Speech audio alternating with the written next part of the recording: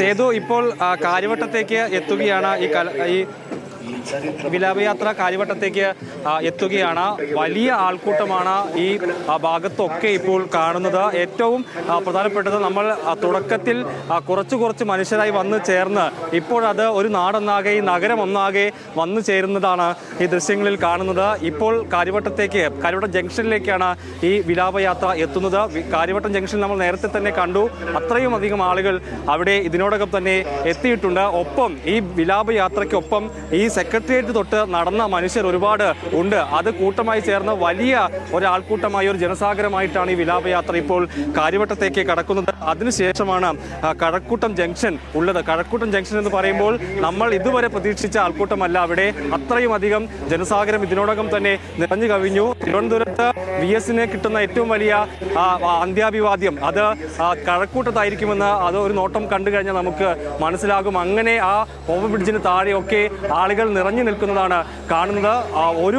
എത്രയോ മെല്ലെ ഈ വാഹനം കടന്നു പോകുകയാണ്. ഓരോ മനുഷ്യനും അന്ത്യാഭിവാദ്യം അർപ്പിക്കുകയാണ് VS-ന്. ഇപ്പോൾ കാര്യവട്ടം ജംഗ്ഷനിലേക്ക് ഇത് അല്പസമയത്തിനകം കാര്യവട്ടം ജംഗ്ഷനിലേക്ക് എത്തും. അതിനുശേഷം കാര്യവട്ടം ക്യാമ്പസ് ഉണ്ട്. അവിടെ ഒരുപാട് വിദ്യാർത്ഥികൾ VS-നെ ഒരു നോക്ക് കാണാൻ, അവസാനമായി അന്ത്യാഭിവാദ്യം അർപ്പിക്കാനായി ആ ക്യാമ്പസിൽ ഒത്തുകൂടിയിട്ടുണ്ട്. അങ്ങനെ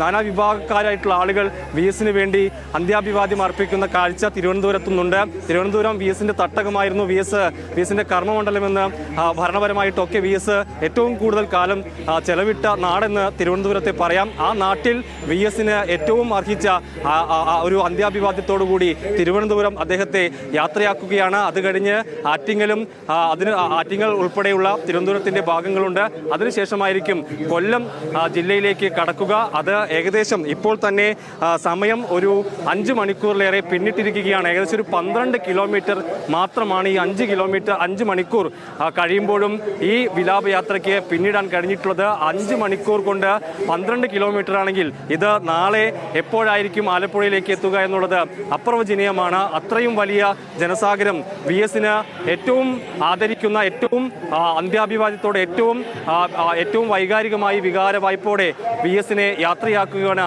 തിരുവനന്തപുരത്തുകാർ. അദ്ദേഹത്തിന്റെ ഈ വിലാപയാത്ര വഹിച്ചുകൊണ്ടുള്ള വാഹനത്തോടൊപ്പം നിൽക്കുകയാണ്. സെക്രട്ടേറിയറ്റ് തൊട്ട് എത്രയോ മനുഷ്യർ. അവർ മുദ്രാവാക്യം വിളിക്കുന്നത് കണ്ണേ കരളെ VS എന്ന് ഇന്നലെ വൈകിട്ട് തൊട്ട് അദ്ദേഹം മരിച്ചുവെന്ന് അറിഞ്ഞു തൊട്ട് കേട്ട മുദ്രാവാക്യമാണ്.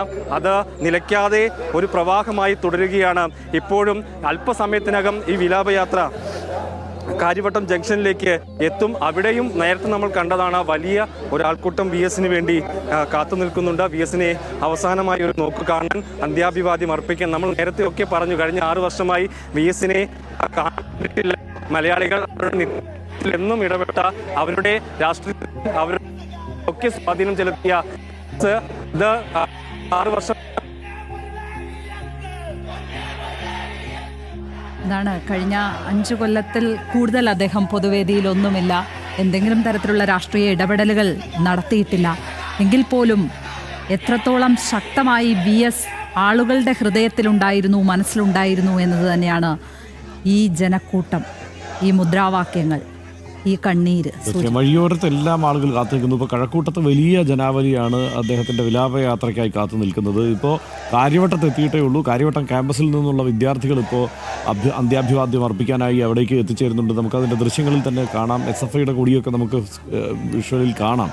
അപ്പോൾ വിദ്യാർത്ഥികളാണ്. കാര്യവട്ടത്ത് എത്തിയിട്ടുണ്ട്. കാര്യവട്ടത്ത് നിന്ന് ഇനി കഴക്കൂട്ടത്തേക്ക് എത്തി, കഴക്കൂട്ടത്ത് നിന്ന് കണിയാപുരത്തേക്ക് പോയി, അങ്ങനെ പള്ളിപ്പുറത്ത് എല്ലാം ഓരോ പോയിന്റുകളിലും ആളുകളുടെ അന്ത്യാഭിവാദ്യം ഏറ്റുവാങ്ങിക്കൊണ്ടാണ് VS-ന്റെ വിലാപയാത്ര കടന്നു പോവുക.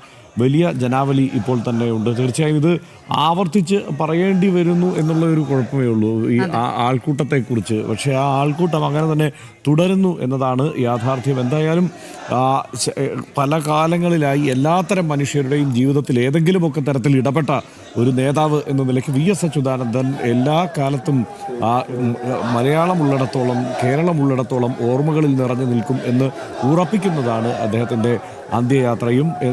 കഴിഞ്ഞ ദിവസം അദ്ദേഹത്തിൻ്റെ മരണം നടന്നതിന് ശേഷം ഇപ്പോൾ 24 മണിക്കൂർ പിന്നിട്ടിരിക്കുന്നു. അതിനുശേഷവും ആളുകളുടെ ഒരു പ്രവാഹം അവിടേക്കുണ്ടാകുന്നു. പല തരത്തിലുള്ള വികാരം നമ്മൾ കാണുന്നു. ചിലർക്ക് ആവേശമാണ് വി എസിനെ ഇപ്പോഴും, അതായത് വി എസിൻ്റെ അന്ത്യയാത്രയിലും ആവേശത്തോടെ മുദ്രാവാക്യം വിളിക്കുന്ന ആളുകളെ കാണാം, സങ്കടത്തോടെ ആ വിലാപയാത്രയെ സ്വീകരിക്കുന്ന ആളുകളെ കാണാം. ഇപ്പോൾ ഇതുവരെയും കണ്ടിട്ടില്ലാത്ത ചില മനുഷ്യർ അവസാനമായി യേശുവിനെ മരിച്ചു കിടക്കുന്ന ഒരു മനുഷ്യനെ അവസാനമായി കാണാൻ ആദ്യമായിട്ട് കാണാനെത്തുന്നു. അങ്ങനെയുള്ളവരുണ്ട്. ഇതുവരെയും യേശുവിനെ കണ്ടിട്ടില്ല, പക്ഷേ ഇന്നിതാ കാണാൻ വരികയാണ് എന്ന് പറഞ്ഞെത്തുന്നു. 5 വയസ്സുള്ളപ്പോൾ മകൾ വരച്ച ചിത്രവുമായി ഒരച്ഛൻ വന്നിട്ടുണ്ട്. മകളിപ്പോൾ മുതിർന്നു, പക്ഷേ അന്ന് 5 വയസ്സുള്ളപ്പോൾ വി എസ് അച്യുതാനന്ദന്റെ ചിത്രം വരച്ചു വെച്ചിരുന്നു. ആ ചിത്രം ആ ചിത്രം ഇന്നിപ്പോൾ അവിടെ കൊണ്ടുവന്ന് ആ വണ്ടിയിൽ ഒട്ടിച്ചു വെച്ചിട്ടുണ്ട്. അപ്പോൾ അങ്ങനെ ആളുകൾ പലതരത്തിൽ വൈകാരികമായി ഒരു നേതാവിനെ പല തലങ്ങളിൽ നിന്നാണ് ആളുകൾ കാണുക. ഓരോരുത്തർക്ക് ഓരോന്നായിരിക്കും അവരുടെ നേതാവ്. പലരുടെയും ജീവിതത്തിൽ നേരിട്ട് ഒരു ഭരണാധികാരി എന്ന നിലയിൽ പലതരത്തിൽ തൊട്ടിട്ടുണ്ടാവും. അങ്ങനെ ഓരോ അനുഭവങ്ങൾ ചിലപ്പോൾ നമ്മൾ മാറി നിന്ന് ചെയ്യുന്ന കാര്യങ്ങളെ കണ്ടിട്ടേ ഉണ്ടാവൂ. ചിലപ്പോൾ എന്താണ് ഈ കർഷക തൊഴിലാളികൾക്കൊപ്പം നിന്നുകൊണ്ട്, കയർ തൊഴിലാളികൾക്കൊപ്പം നിന്നുകൊണ്ടൊക്കെ പ്രവർത്തിക്കുന്നതും സമരം ചെയ്യുന്നതും, അവർക്ക് വേണ്ടി ചിലപ്പോൾ എന്താണ് മണ്ണിലിറങ്ങി എന്താണ് വേണമെങ്കിൽ പറയാം അഗ്രസീവാണെന്ന് നമുക്ക് വിചാരിക്കാവുന്ന തരത്തിലുള്ള നടപടികൾ സ്വീകരിക്കുന്നതും ഒക്കെ വി എസിൻ്റെ ഭാഗത്തുനിന്ന് നമ്മൾ കണ്ടതാണ്. ഇന്ന് ഏറ്റവും കൗതുകകരമായ കാര്യം ഞാനിപ്പോൾ ആലോചിക്കുകയായിരുന്നു, ഈ വെട്ടിനിരത്തൽ എന്ന പ്രയോഗം തന്നെ ഒരു മാധ്യമം മനോരമ തന്നെയാണ്, അങ്ങനെയാണ് അത് ആരംഭിച്ചത്. ആ വെട്ടിനിരത്തൽ എന്ന ആ സമരത്തിൻ്റെ പേര് തന്നെ വെട്ടിനിരത്തൽ എന്നാവുകയാണ്. ഇന്ന് ഞാൻ പത്രം എടുത്ത് നോക്കി, മനോരമ നോക്കുമ്പോൾ ഇന്ന് വെട്ടിനിരത്തലില്ല, നെൽവയൽ നിരത്തൽ വിരുദ്ധ സമരം എന്ന മട്ടിലാണ് അതിനെ എഴുതിയിരിക്കുന്നത്. ഒരിക്കലും അങ്ങനെ എഴുതുന്ന ഒരു ചരിത്രമില്ല. ആ വെട്ടിനിരത്തൽ എന്ന് തന്നെ അടയാളപ്പെടുത്തി പോയി. അവസാന ഘട്ടമാവുമ്പോഴേക്കും എന്തിനായിരുന്നു ആ സമരം എന്നുള്ള ബോധ്യം അവർക്കും ഉണ്ടായിരുന്നു എന്ന് തെളിയിക്കുന്നതാണ് ആ പത്രത്തിലെ എഴുത്ത്. ആ സമരത്തെ വിശേഷിപ്പിച്ച രീതി എന്നുള്ളതാണ് അതിൻ്റെ കൗതുകകരമായ യാഥാർത്ഥ്യം. അങ്ങനെ പലതും ഉണ്ട്. ഇപ്പം വി എസ് അച്യുതാനന്ദൻ എന്താണ് കേരളത്തെ മുസ്ലിം ഭൂരിപക്ഷ പ്രദേശമാക്കാനായി മുസ്ലിങ്ങൾ ശ്രമിക്കുന്നു എന്ന മട്ടിൽ വി എസ് പറഞ്ഞിട്ടുണ്ട് എന്നുള്ള വ്യാജ പ്രചാരണം തുടർച്ചയായി നടന്നുകൊണ്ടിരിക്കുകയായിരുന്നു. എത്രയോ കാലമായി കേരളത്തിൽ ആ വ്യാജ പ്രചാരണം നടക്കുകയാണ്. കഴിഞ്ഞ ദിവസം എന്താണ് വെള്ളാപ്പള്ളി നടേശൻ്റെ പരാമർശം വന്നപ്പോൾ അതിനൊപ്പവും വി എസിൻ്റെ പരാമർശത്തെ ചേർത്ത് വെച്ചുകൊണ്ട് പലരും വിമർശിക്കുന്നുണ്ട്. എല്ലാ കാലത്തും വെള്ളാപ്പള്ളിയുടെ ഏറ്റവും ശക്തനായ വിമർശകൻ വി എസ് അച്യുതാനന്ദനായിരുന്നു എന്നുള്ളത് ഓർക്കണം. അപ്പോൾ അതിനൊപ്പം ചേർത്ത് വെച്ചുകൊണ്ട് വി എസ് പണ്ടങ്ങനെ പറഞ്ഞിട്ടുണ്ട്. എന്നാൽ യഥാർത്ഥത്തിൽ അങ്ങനെയല്ല വി എസ് പറഞ്ഞിട്ടുള്ളത് എന്ന്. അതായത് പോപ്പുലർ ഫ്രണ്ടിനെ NDF-നെ ആണ് കൃത്യമായി അടയാളപ്പെടുത്തിയത്. NDF-നെതിരെയാണ് പറഞ്ഞത്, പേരെടുത്ത് തന്നെയാണ് പറഞ്ഞത് എന്നുള്ളത് പലകാലത്ത് ഈ പ്രചാരണം നടക്കുമ്പോൾ പറഞ്ഞിട്ടില്ലാത്ത മാധ്യമപ്രവർത്തനാണ് MC നാസർ. അദ്ദേഹമാണ് ആ ചോദ്യം ചോദിച്ചത്. NDF-നെ കുറിച്ച് തന്നെയാണ് ചോദിച്ചത്. ഇന്ന് അദ്ദേഹം വെളിപ്പെടുത്തിയിട്ടുണ്ട്, ഞാനത് NDF-നെ കുറിച്ച് തന്നെയാണ് കൃത്യമായി ചോദിച്ചത്. അതിനാണ് വി എസ് അച്യുതാനന്ദൻ ആ ഉത്തരം നൽകിയത്. അപ്പോൾ ചിലപ്പോൾ ചില വെളിപ്പെടുത്തലുകൾക്ക്, ചില തിരിച്ചറിവുകൾക്ക് ആ വിടവാങ്ങൽ വരെ കാത്തിരിക്കേണ്ടി വരുന്നത് കേരളത്തിൻ്റെ ഒരു സവിശേഷമായ രാഷ്ട്രീയ പ്രത്യേകതയാണ് എന്നതുകൂടി നമ്മളെ ഓർമ്മിപ്പിച്ചുകൊണ്ടാണ് വി എസ് മടങ്ങിപ്പോകുന്നത് എന്ന് നമുക്കിപ്പോൾ കാണാം. അദ്ദേഹത്തിൻ്റെ ഓർമ്മപ്പെടുത്തലുകളും കൂടി ഈ ഘട്ടത്തിൽ വേണ്ടി വരുന്നു എന്നുള്ളതാണ്. ഹാൻസ് ഇപ്പോൾ തുടരുന്നുണ്ട് നമുക്കിപ്പം. ഹാൻസ് എവിടെയാണ് ഉള്ളത്? വി എസിന്റെ അന്ത്യയാത്ര, ആ വാഹനം ഇപ്പോൾ എവിടെയാണ് കൃത്യമായി?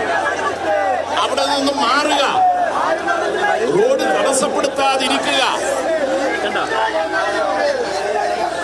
റോഡിന്റെ മുമ്പിൽ പ്രകടനം നടത്താതിരിക്കുക, റോഡിന്റെ മുമ്പിൽ നിന്ന് മാറുക, പ്രകടനം ഒഴിവാക്കുക, റോഡ് അരികിലേക്ക് മാറുക, റോഡ് അരികിലേക്ക് മാറുക, റോഡ് അരികിലേക്ക് മാറുക. ആളുകളെ മാറ്റാൻ നേതാക്കന്മാർ പണിപ്പെടുന്ന കാഴ്ചയാണ് കാണുന്നത്.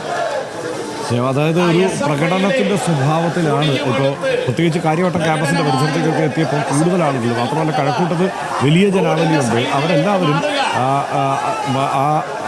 വിലാപയാത്രയ്ക്ക് മുന്നിൽ ഒരു പ്രകടനമായി നടക്കുന്ന സ്ഥിതിയുണ്ട്. അങ്ങനെ പോയാൽ നടന്ന് ആലപ്പുഴ എത്തുക എന്നത് നാളത്തേക്ക് സംഭവിക്കുന്ന കാര്യമായിരിക്കില്ല. അതുകൊണ്ടാണ് ആളുകൾ മാധ്യമപ്രവർത്തകരും ഉണ്ട് എന്നുള്ളതാണ് നമ്മളടക്കമുള്ള. തീർച്ചയായും എല്ലാ മാധ്യമപ്രവർത്തകരാണ് സത്യത്തിൽ അവിടെ ഏറ്റവും പ്രധാനപ്പെട്ട പ്രകടനം നയിക്കുന്നത്. അവരാണ് തൊട്ട് മുന്നിൽ നടക്കുന്നത്. സ്വാഭാവികമാണത്. കാരണം വി എസിനെ പോലെയുള്ള ഒരു വലിയ നേതാവിൻ്റെ യാത്രയായപ്പോൾ അതിൻ്റെ തത്സമയം ആളുകളിലേക്ക് എത്തിക്കുക എന്നതും ആ വി എസിനോടുള്ള ഒരു ആദരവായി തന്നെയാണല്ലോ തീർച്ചയായും ഈ യാത്രയായപ്പിനെയും ഈ റിപ്പോർട്ടിങ്ങിനെയും ഒക്കെ കാണേണ്ടത്. അങ്ങനെ തന്നെയാണ്.